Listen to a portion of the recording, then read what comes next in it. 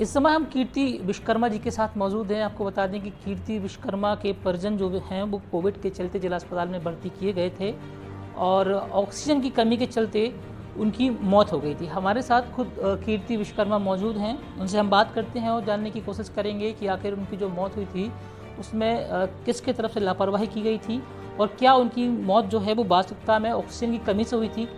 क्या मामला रहा और क्या लगता है आपको कि ऑक्सीजन की कमी से उनकी मौत हुई थी? देखिए, कोविड क्राइसिस जब चल रहा था तो 24 अप्रैल की बात है, सुबह 4 बजे हम लोग हॉस्पिटल में पहली बार गए। उस समय बेड नहीं थे तो मिशन हॉस्पिटल गए, फिर लौट के वहाँ पे गए क्योंकि यहाँ पे भी बेड नहीं थे, फिर वापस जिला अस्पताल गए। वहाँ पे जाने के बाद अव्वल तो केयर टेकिंग में ही कोई नहीं था। तो ये बता दीजिए कौन बीमार था और कौन आपका परिजन था? मेरी जेठानी जो है वो बीमार हुई और उनको लेकर के हम लोग जिला अस्पताल गए।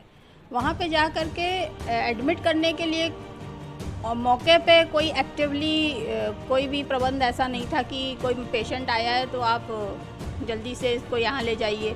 नर्सेज जो थी वो भी असमंजस की स्थिति में थी कि हमारे पास बेड नहीं है, हम आपको कहाँ, तो बोलती बस ऐसे ही लिटा दीजिए, हम इसमें कुछ नहीं कर सकते। फिर जैसे तैसे बेड का अरेंजमेंट हुआ तो भाई अब क्योंकि ऑक्सीजन इनहेल करने के लिए उनको ज़रूरत पड़ रही थी, हाँफी आ रही थी, वो चिल्ला रही थी कि ऑक्सीजन मुझे चाहिए है। और इसके लिए हम लोगों ने जब प्रशासन से बात करी, नर्सेज से बात करी तो बोले हमारे पास ऑक्सीजन की कोई सप्लाई नहीं है। तो वहाँ पे जो कुछ एक नेबुलाइज़र वो जो लगाए रहते हैं ऑक्सीजन प्रोड्यूसिंग मशीन, तो लिमिटेड नंबर में थी, हमारे ख्याल से 1 या 2, तो एक ही मशीन में बदल बदल के 5-5 मिनट के लिए कभी किसी को दे दे, कभी किसी को दे रहे, इस तरह से कर रहे थे। तो पूरे वार्ड में मैंने खुद देखा था 2 मशीनें थी और कम से कम वहाँ पे कुछ नहीं तो 30 से 40 मरीज। अरे क्या आपको ऑक्सीजन मिल पाई यार? आपने कैसे अरेंज किया? ऑक्सीजन हॉस्पिटल में नहीं मिली। फिर वहाँ पे से मैंने माननीय विधायक जी को फ़ोन किया। हम कहा चाचा जी यहाँ पे ऑक्सीजन की अवेलेबिलिटी नहीं है, कोविड वार्ड बनाया गया है इसको। तो उन्होंने माननीय कलेक्टर को फ़ोन किया। तो कलेक्टर का ये जवाब था कि यहाँ पे तो ऑक्सीजन चालू है, जबकि हकीकत ये है कि वहाँ पे ऑक्सीजन चालू नहीं थी। हम लोग फिर क्या हुआ जब ऑक्सीजन लेकर कसमकस चलता रहा, फिर आखिर ऑक्सीजन मिली या नहीं? ऑक्सीजन नहीं मिली हम लोग को। जो एक वेल्डिंग वाला था व्यक्ति, क्योंकि उसके पहले ये कार्रवाई हो चुकी थी कि प्रशासन ने सारे ऑक्सीजन सिलेंडर जब्त कर लिए थे और जो ऑक्सीजन जहाँ से सिलेंडर मिलते थे उसको ये आदेशित किया था, पाठक जी हैं हमारे यहाँ जो सप्लाई करते हैं, कि आप मेरे फ़ोन के बिना आप किसी को ऑक्सीजन ये नहीं देंगे।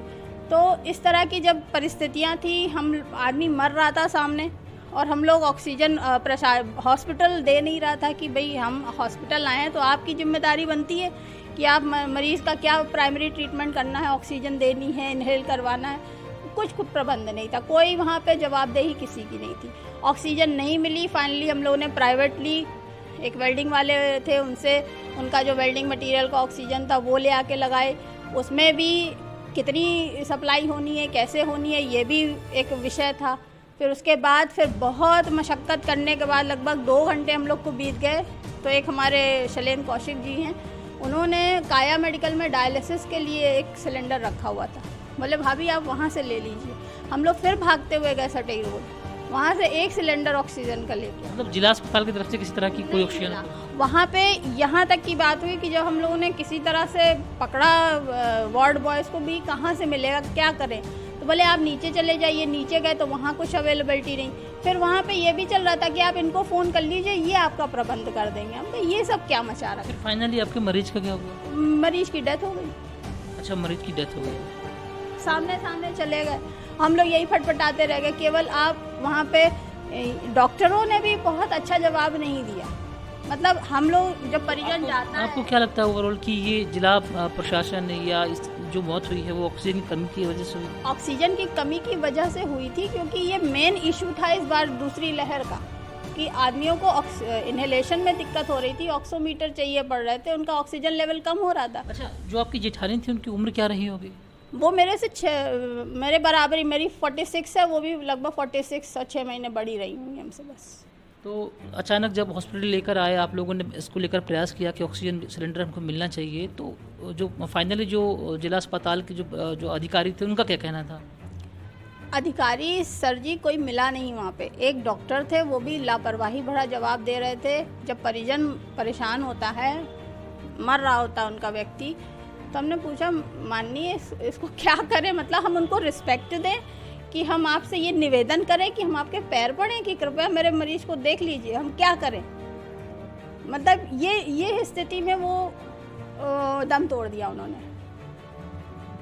तो वहाँ के अधिकारियों को ये डॉक्टर अधिकारी नाम का तो कोई चीज़ वहाँ पे मौजूद नहीं था। ये जब हो गया है उसके बाद आप ही मुझे मिल गए थे, तो मैंने प्रेजेंटली उस समय बाइट दी थी, क्योंकि पूरा हॉस्पिटल में जितने मरीज़ थे वो तो बेचारे कह भी नहीं पा रहे थे। हम लोग तो फिर भी थोड़ा लिंक वाले लोग हैं कि समाज में काम करते हैं, इसलिए बहुत सारे फ़ोन लगाए, हेल्प नहीं आई। देवेंद्र अनुरागी हैं, अंचल जैन है पत्रकार, संजू पाठक हैं जो बुंदेलखंड गौशाला वाले। मैं तो नाम गिनवा दूँ मेरे फ़ोन में उस दिन का, आप अगर स्टेटमेंट निकलवा के देखेंगे कॉल रिकॉर्ड, विधायक जी से ले करके कलेक्टर तक का उसमें कॉलिंग पे डला होगा सारा। तो ये कीर्ति विश्वकर्मा है। आपको बता दें कि इनकी जो जेठानी है वो कोविड के चलते जिला अस्पताल में भर्ती की गई थी।